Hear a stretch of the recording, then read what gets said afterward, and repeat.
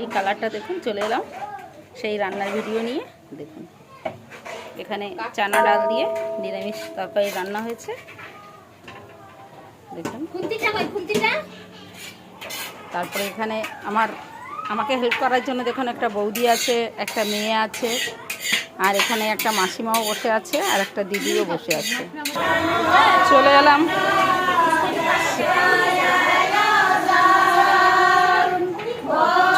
দেখুন সেই বিপত্তারিণী পুজো কী করে হয়, খুব সুন্দরভাবে সাজিয়েছে। দেখুন